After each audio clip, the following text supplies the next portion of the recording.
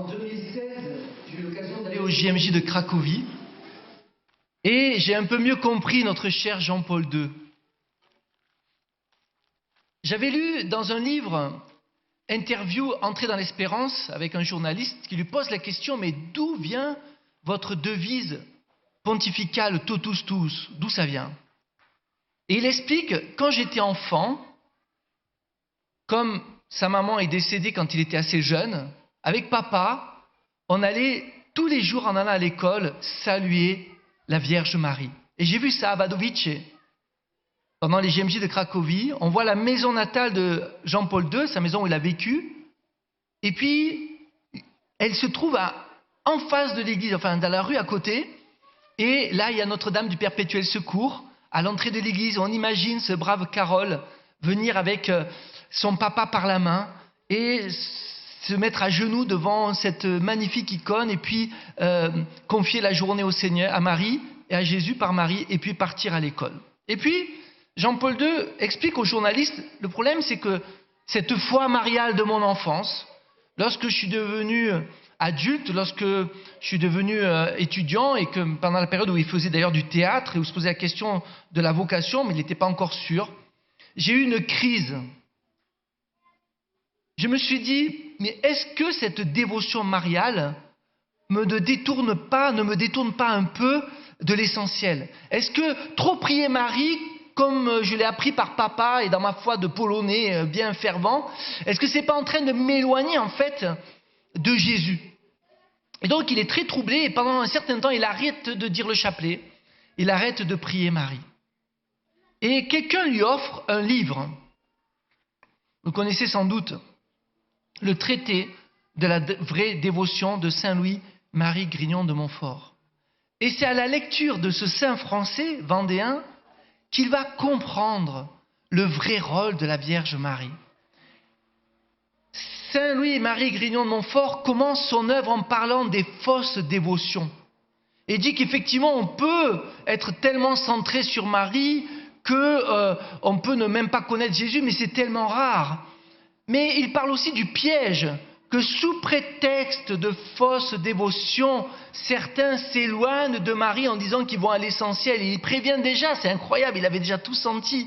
Il explique: mais enfin, chaque fois que l'on s'avance vers Marie, elle ne fait que nous ramener à Jésus. On ne peut jamais autant honorer Dieu qu'en honorant la Vierge, qui jamais ne fait écran, mais fait plutôt tremplin. Vous connaissez sans doute ce que disait Saint Bernard: lorsqu'on va dans la montagne et que l'on crie « Marie !», l'écho de la montagne répond « Jésus, Jésus, Jésus !» Et donc, il va tellement comprendre cela, Saint Louis-Marie Grignion de Montfort, qui va inviter les hommes et les femmes à se consacrer totalement à la Vierge Marie. Et tout à l'heure, certains parmi vous vont prendre le scapulaire. C'est une manière de prendre vraiment Marie avec nous. Mais pourquoi? Pour aimer Jésus totus tuus. La devise du pape Jean-Paul II, c'est cette phrase qui nous vient de Saint Louis-Marie Grignion de Montfort: tout à toi Jésus par Marie. Et donc Jean-Paul II, à la fin de sa vie, il meurt comme vous le savez en 2005. En 2003, il va donner à l'Église une année mariale. Et il va donner un très beau texte qui s'appelle le traité sur le très saint rosaire, qui va reprendre d'ailleurs de Saint Louis-Marie Grignion de Montfort, qui en avait fait un à l'époque. Ça peut paraître surprenant qu'un pape d'accord marial, qui nous invite à faire des festivals mariales, etc., nous parle du chapelet concrètement, parce qu'on a tous l'impression que c'est un peu une histoire de bigote, pardon. D'ailleurs, Saint Jean-Paul II commence son traité sur le rosaire en disant: mais est-ce qu'il n'y a pas une contradiction? Jésus lui-même ne nous dit-il pas ne rabâchez pas quand vous priez, ne rabâchez pas comme les païens? Alors excusez-moi, mais au niveau du rabâchage, je vous salue Marie pleine de grâce, le Seigneur est avec vous, êtes bénie, Sainte Marie Mère de Dieu, priez pour nous. Je vous salue Marie pleine de grâce. Alors en plus, si vous le faites en France, on le fait en une demi-heure, en Italie, on le fait en 15 minutes. Enfin, vous voyez ce que je veux dire? C'est assez hallucinant. Donc c'est du rabâchage. Donc voilà, c'est bizarre.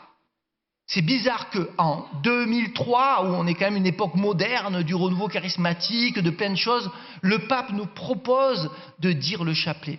Et donc il va expliquer en 2 points que je voudrais partager avec vous, 2 points principaux, comment dire le chapelet.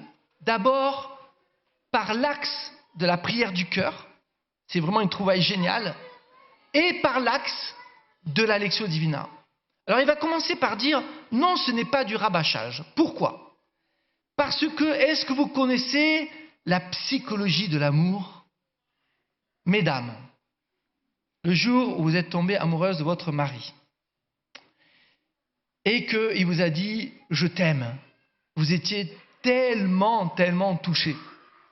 Mais vous avez toujours envie qu'il vous répète « je t'aime ». Et le mari, lui, s'est dit « ça va, je te l'ai dit une fois dans la vie, je ne vais pas te le répéter toutes les 5 minutes ». Voyez?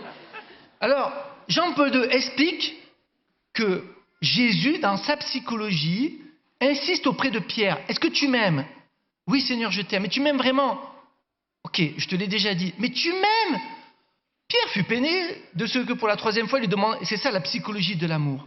Et donc Jean-Paul II nous dit, lorsque l'on prend le chapelet, on fait une prière du cœur, à l'image de nos frères d'Orient qui disent le Chodki. C'est pour ça que j'aime bien personnellement, j'ai un chapelet Chodki. Je peux autant dire la prière du Chodki, c'est-à-dire cette prière du cœur que l'on dit en Orient, ils sont moins habitués à la prière du chapelet, Seigneur Jésus, Fils du Dieu vivant, prends pitié de moi pécheur.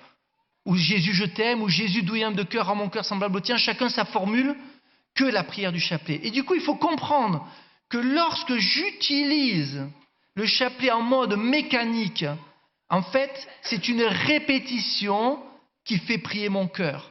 D'autant plus que je sais combien Dieu est attaché à la première partie du chapelet en particulier. Réjouis-toi Marie, le Seigneur est avec toi, c'est qui?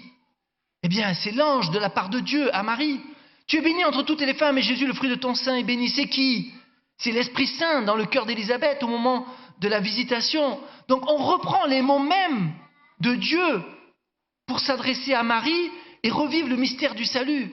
Et même encore plus loin, nous dit Jean-Paul II, quand vous dites « et Jésus, le fruit de ton sein, est béni », vous comprenez bien que ce n'est pas une prière mariale, c'est une prière biblique, je viens de le dire, 2 versets de la Bible, et christocentrique, le Christ est au centre. Donc, prière du cœur, prière de ferveur. Personnellement, quand je dis le chapelet en voiture, c'est comme ça que je le dis, de manière mécanique. J'y pense pas forcément, mais je sais que répéter ces mots me font prier en union avec tous nos frères d'Orient. Venons-en au second point.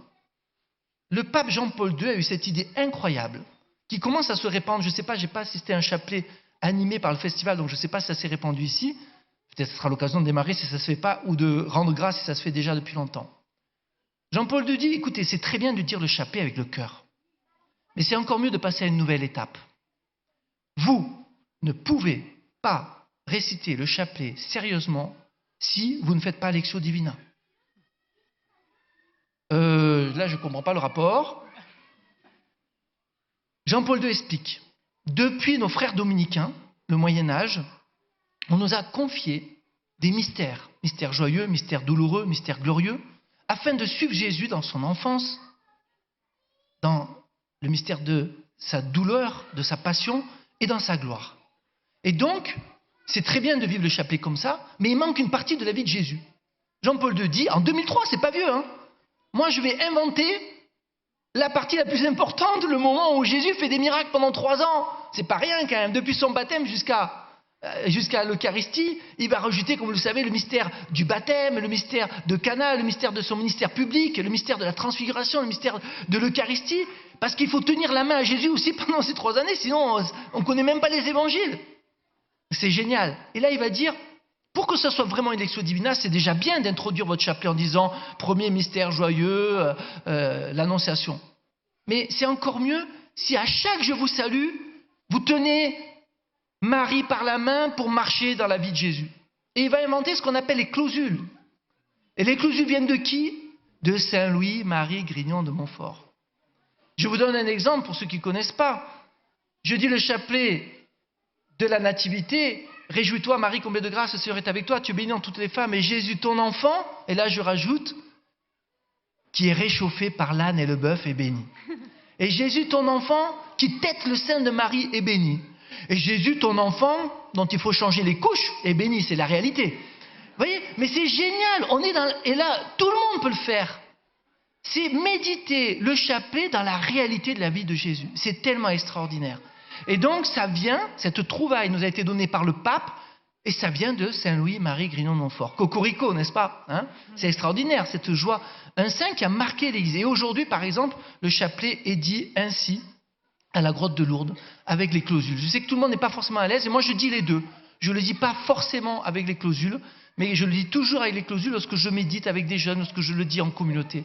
Et j'encourage les jeunes de mon école d'évangélisation Cap Missio à vraiment utiliser les clausules pour apprendre à méditer et comprendre que Marie nous amène à la parole de Dieu. Marie est la mère du Verbe.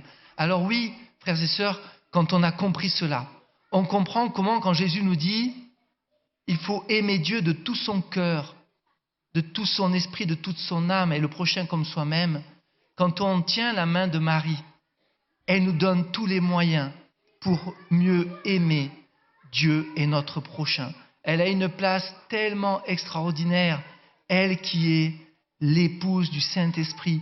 Quand on pense que le credo commun aux protestants, aux catholiques dit que Jésus a été conçu du Saint-Esprit, comment peut-on ne pas comprendre le rôle de Marie? Comment ne pas comprendre? C'est comme si chacun d'entre vous, je ne peux vous comprendre que si vous avez été conçu par un père et une mère selon la chair. Vous n'existez pas sans votre père et votre mère. Jésus n'existe pas sans sa mère et l'Esprit Saint unis, bien plus que selon la chair, selon l'Esprit. On ne peut pas connaître le Fils si on ne connaît pas la mère. C'est tout simple. C'est le credo. Ça nous est donné, c'est un donné de foi. Alors pour conclure, frères et sœurs, je voulais vous raconter une petite histoire qu'on raconte chez les Dominicains que j'aime beaucoup. Imaginez que par une grâce extraordinaire du Seigneur, je meurs 50 ans après vous. Dans 50 ans. Il y a de fortes chances que vous soyez un certain nombre à être déjà au ciel. Et donc quand j'arrive au ciel, je demande à Jésus, mais ils sont où les festivaliers du festival marial de 2019? J'en vois aucun. C'est quand même bizarre. Je pensais pourtant, quand je les voyais, ils avaient l'air tellement pleins de l'amour de Jésus et de Marie. Comment ça se fait qu'il n'y en ait aucun? Je les cherche, je te jure, j'ai vraiment cherché. Donc je suis inquiet. Et là, Jésus me regarde, il regarde maman Marie. Maman, oui, qu'est-ce qu'il y a, Jésus? S'il te plaît, ouvre ton manteau. Elle ouvre son manteau et vous étiez tous, sans exception, cachés dedans. Amen.